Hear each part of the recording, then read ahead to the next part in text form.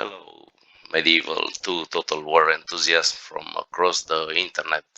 This is Besna Warrior, and this is my first episode into a series that plans to show you how I dealt with the Mongol invasion that occurred this turn in the turn 67 of my Turkish campaign.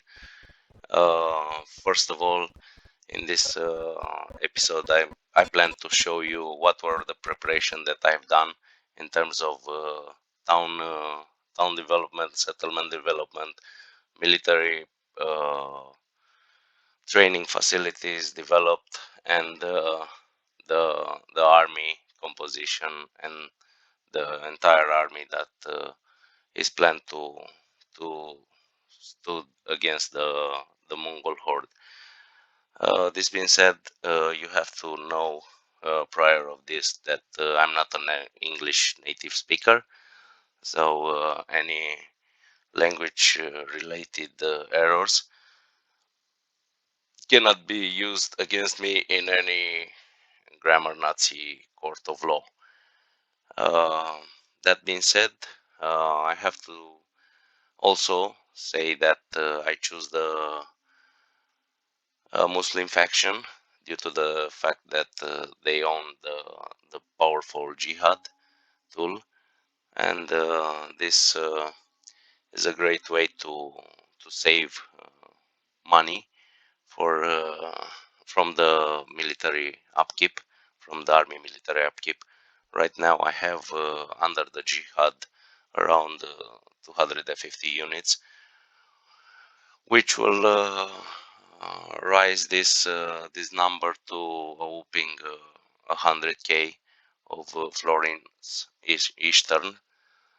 Therefore, it's a great tool to save money and to invest them in any other things like development of settlements, building training units, etc., etc. Um, some words about what I've played from where I've inspired. The inspiration, firstly, the inspiration is from Legend of Total War channel, YouTube channel. I've followed him and watched him closely with his Blitz campaign on the Turks, with his record and breaking his own record into that matter, and some of his tactics were applied. I've applied into my game through. I will point it out which were the tactics.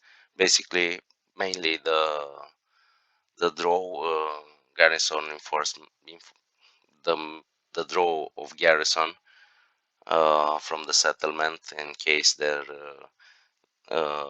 is a close army nearby, a close allied army nearby, and basically when you attack them, if you have a smaller force and the defenders think that can reinforce that army and have a chance of winning, they will reinforce it, and your main job as the player is to wipe out those two armies.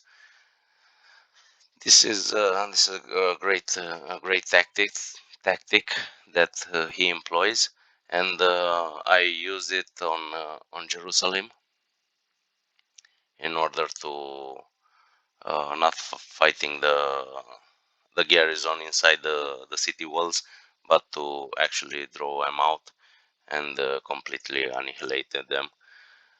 Uh, other things that I used. Uh, so, firstly, there were no cheating involved. Nothing was like add money or something like that, or even turn out fog of war. I consider this playing a game with cheats, very low level, and taking into the consideration the stupidity of the AI, uh, it looks even worse if you use cheats. So that's it from the cheat part of things. Um, what can I say? This is the year 1212, and the turn number is 67. I play on 2 years turn scale, time scale. As you see here, I had some battle lost. I have some battle won. Every battle was fought manually, even against the pesky rebels. I try to use as fewer units as possible in order to have the bulk of my army marching east to encounter the or to stay against the Mongol invasion. And I used uh, the tactics for with the jihad, and kept a couple of rebel settlements in order to have a target, a valid target for the jihad. Um the the pace of the campaign was by my skill and without any hurry.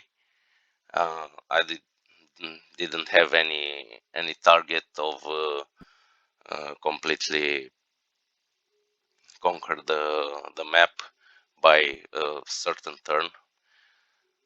So I went in my pace. The difficulty option is very hard, taking into the consideration the stupidity of the AI, and the unit scale for this campaign was chose a normal unit scale. Some people will complain, but what about the huge unit scale that everybody use? I don't use that. This is my choice due to the fact that I noticed that the missile cavalry tends to be more maneuverable when playing with this unit size, especially inside the settlements. But this is just my choice, and whoever doesn't like it, it will get a refund for the tickets. Uh, the previous part with was actually impersonating Legend of Total War, that is impersonating his haters from the channel. So uh, this is it in terms of uh, gameplay, and in terms of what I have used.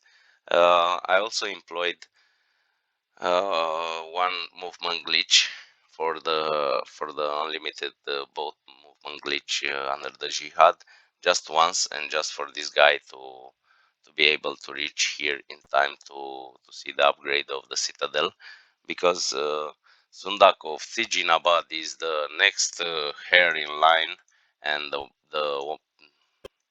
the man with the greatest chances of actually become the next sultan, due to the fact that Crown Prince Barnsbey, which is the actual faction heir, will die sooner than Sultan Mustafa, according to the game algorithm. He has only 6 turns to live, and he will die peacefully before his sultan, hopefully. And due to this fact that this guy tends to uh, finishing the citadel here, he will hopefully receive a trait that will allow him to have a +1 authority in order for captain led army armies to not desert. Uh, this is in terms of overall campaign and what I have used. I will show you what I have done. First of all, I've tried to develop as much as possible the target cities of Jerusalem and Antioch to the level of huge cities. I managed to build a huge stone wall and the ballista tower here. In Jerusalem, I choose to actually have a training facility for Janissary Archer, which is a great unit when it comes when it comes to think of cavalry encounter or counter cavalry charges due to their ability to lay the stakes. Here also, Baghdad being closer to the entry point of the Mongol invasion, I've uh, developed it into a huge city, build the huge stone wall and the ballista tower. I have here one citadel that can also hire or train Ottoman infantry. Here is another citadel. It doesn't have this ability to train this uh, missile unit, but it has some armorer on which all the troops that came from the west of the empire can land here and also can have a upgrade done for them on the armor. Um, Edessa, uh, Edessa, Damascus also have the ballista tower. Unfortunately, it doesn't have the required population. It's still missing around 1,000 population to be able to build a huge stone wall. But 2 turns away, I believe he will be it will be able to build it. Aleppo, unfortunately, it's not at the level of Citadel. Edessa also is not on the level of a huge city, but it already has ballista tower. Mosul is even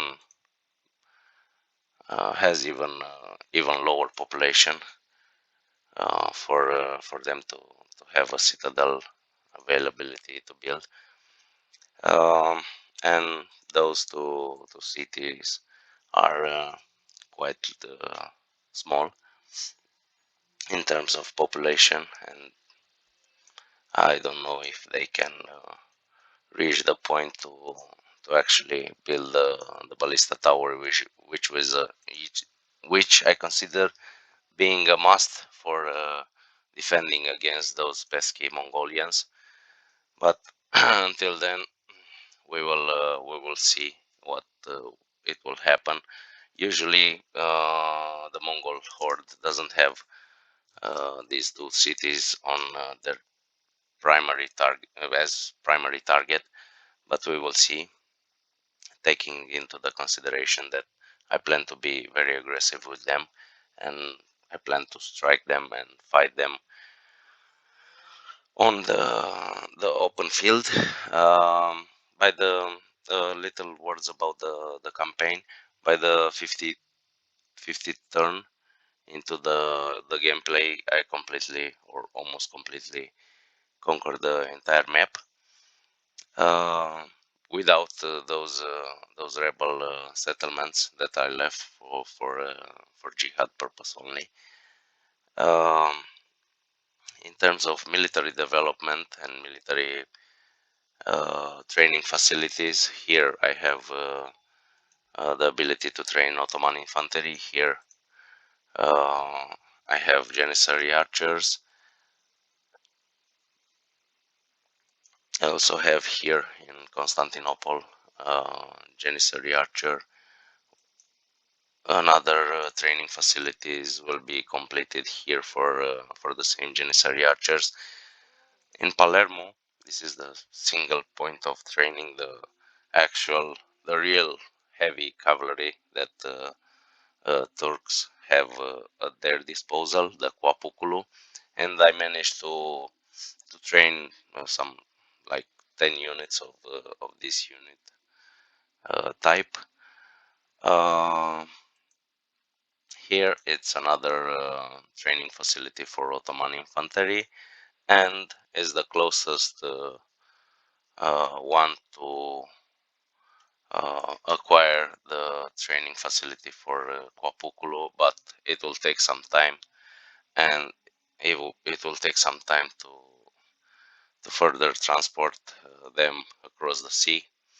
In the meantime, that is all that I could show you in terms of settlement developments and military developments for the most important one that I've took in order to be able to actually have a chance against the Mongol invasion. The plan is to not lose any settlement to them, and a complete success would be to actually don't allow them to lay siege to any of my settlements. Uh, okay, here is a complete garrison. This I don't know what they're looking for, but this will be replaced either with a Hashashin unit or an Afaton. I don't know which one is best, but for sure they won't see any fighting because they're very weak. Okay, afterwards, I will. Have I told you guys that I haven't saves coming on the fightings? Uh, I don't think so. Okay, so I haven't saves coming for fightings. Uh, I took the end result as what it was, the end result.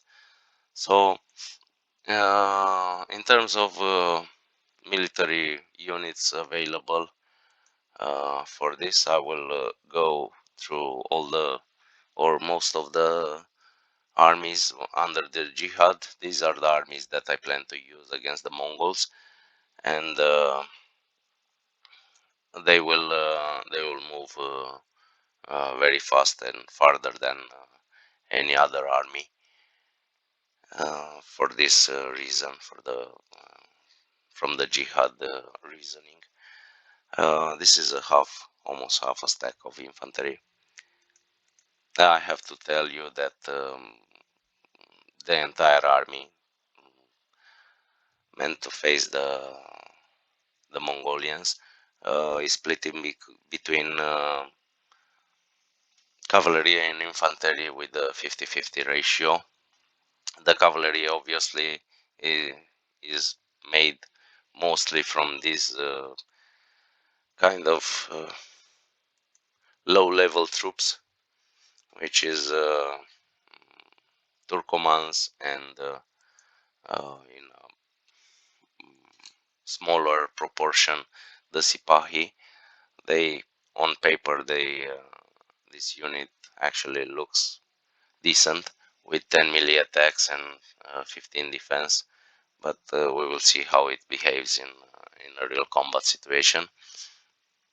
All of the units that acquired experience were nurtured and retrained, uh, except for these three motherfuckers that uh, are not fully retrained. But this sorry, yes, they have three defense, canal fodder. They have a cannon fodder label on them. Nevertheless, I will try to retrain them to be at full strength. Um, I was saying that I try to have my forces balanced between cavalry and infantry.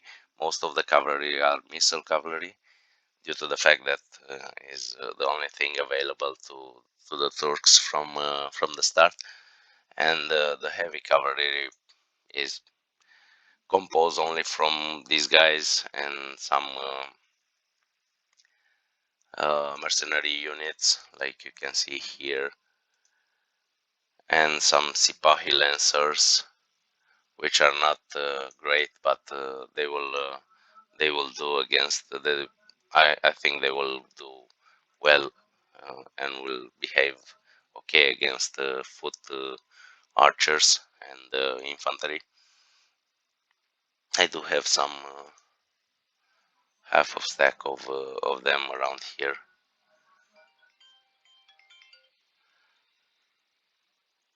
Sorry, I have received a phone call. Okay, this is the half of stack of Sipahi lancers. Also, I have here and here on to be retrained and to receive an additional armor upgrade. This is in terms of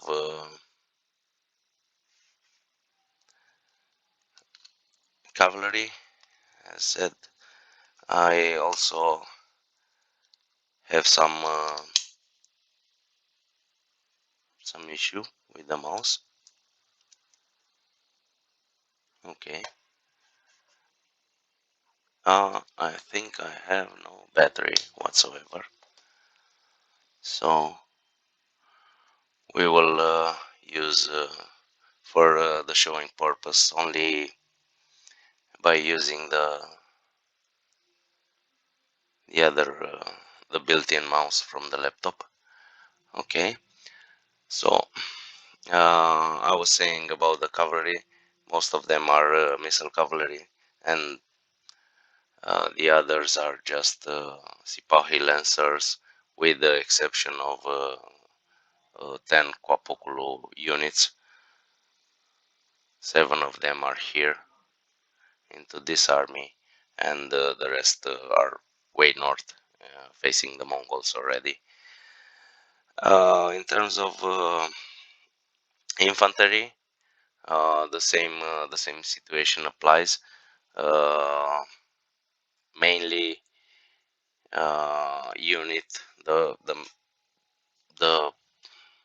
most encounter units are the Ottoman infantry, which is great missile unit and also decent melee units, and the spearmen that came either by mercenary spearmen or by Saracen militia. I do, however, have some mercenary crossbowmen for the heavy armored targets, which are the heavy Mongol lancers and the general bodyguard.